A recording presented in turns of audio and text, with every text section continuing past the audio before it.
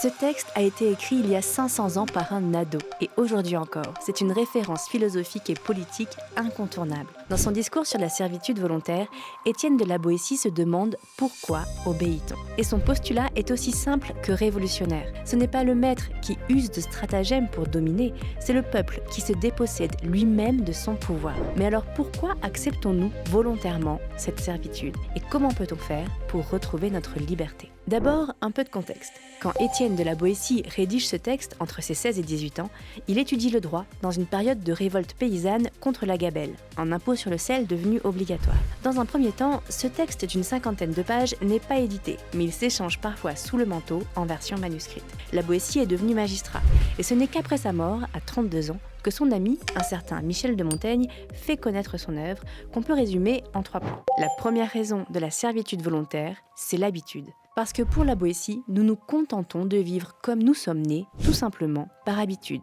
par coutume.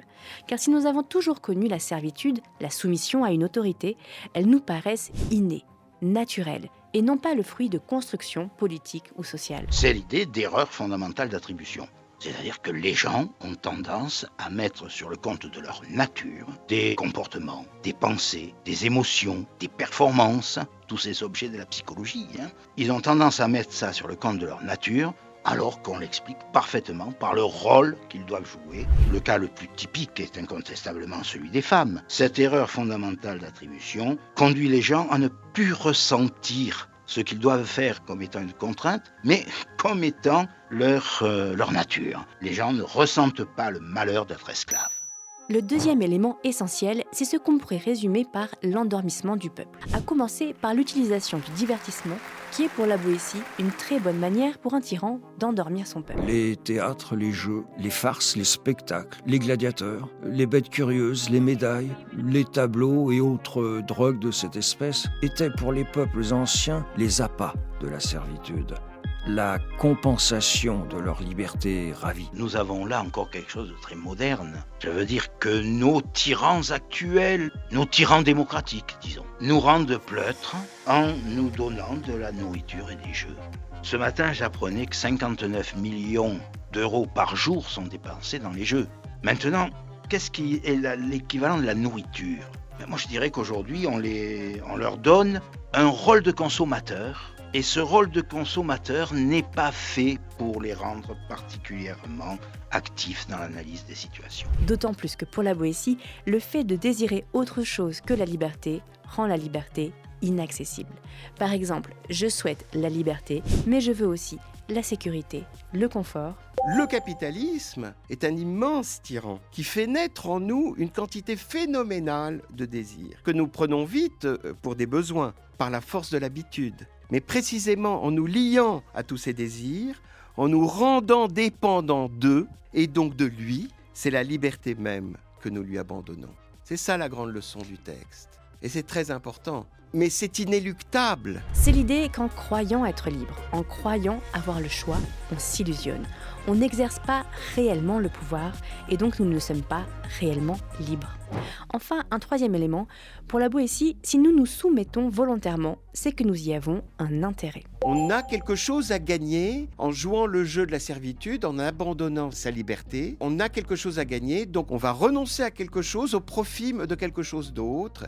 Et très souvent, quand on se soumet à un pouvoir, c'est à la condition que l'on puisse soumettre d'autres à son propre pouvoir. Dans son discours sur la servitude volontaire, la Boétie prend l'exemple du tyran qui s'entoure d'une poignée de fidèles pour exécuter ses ordres, qui eux-mêmes font la même chose, etc., etc. Jusqu'à ce qu'on se retrouve avec une partie significative de la population qui domine l'autre partie. C'est le tyran qui nous pousse à cette illusion de liberté. On se sent en quelque sorte partie prenante de quelque chose alors qu'on est totalement exclu.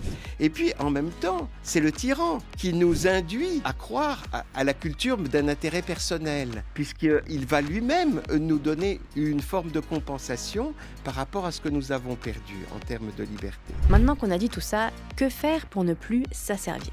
Ce que nous propose Étienne de la Boétie est assez simple. Puisqu'il a démontré que la force du tyran vient de l'acceptation du peuple, il suffit de la lui retirer en arrêtant d'obéir. Car les pouvoirs des tyrans ne sont pas dans leurs appareils de répression, mais dans l'obéissance passive des populations. Soyez donc résolus à ne plus servir et vous serez libre. Je ne veux pas que vous le heurtiez, ni que vous l'ébranliez, mais seulement ne le soutenez plus et vous le verrez, comme un grand colosse dont on dérobe la base, tomber de son propre poids et se briser. Ça, c'est peut-être le plus important. Mais la Boétie ne s'arrête pas là. Il nous donne aussi des conseils pour vivre librement.